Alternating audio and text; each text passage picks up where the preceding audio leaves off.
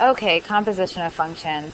So these two composition problems can both be done with triangles, but I do think that the one with the radical 3 over 3 in it is a lot easier to do if you recognize that it's a unit circle value.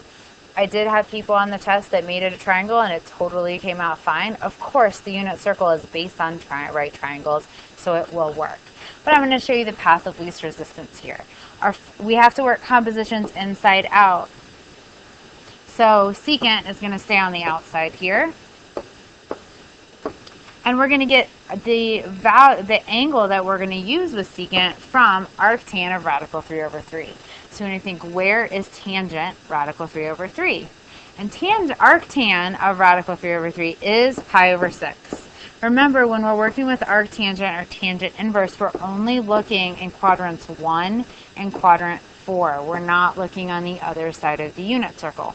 So you don't have to deal with the fact that tangent's positive somewhere else. So now we're doing secant of pi over 6.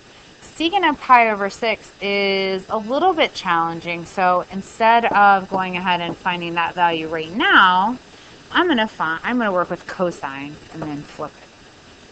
So I'm going to do cosine of pi over 6.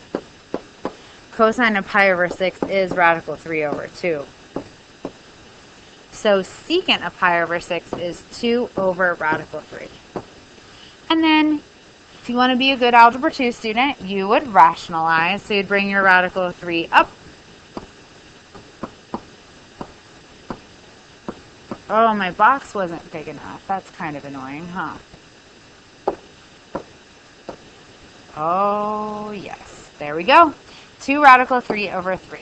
Again, you can get there with a triangle, but I think being able to recognize that as a unit circle value is really useful on that one. Spend your time on the test elsewhere.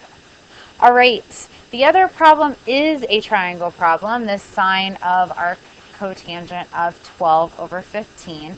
This is a triangle problem. 12/5 is not on the unit circle, so I need to make a triangle with that. I'm going to go ahead and work my triangle here. If it's helpful for you, and that the whole thing here is to set up your triangle using that ratio, and then you're done with it. So I don't prefer cotangent. I'd rather work with tangent. So if cotangent, if we're doing arc cotangent of 12 over 5, that's the same as arctan of 5 over 12. And so that means that our opposite leg of our triangle is 5 and our adjacent leg is 12.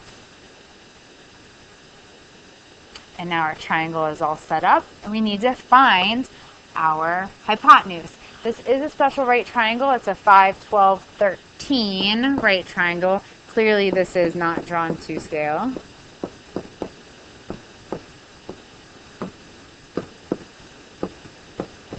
But that's what they say about all the problems on the ECT, so I don't feel too guilty about that.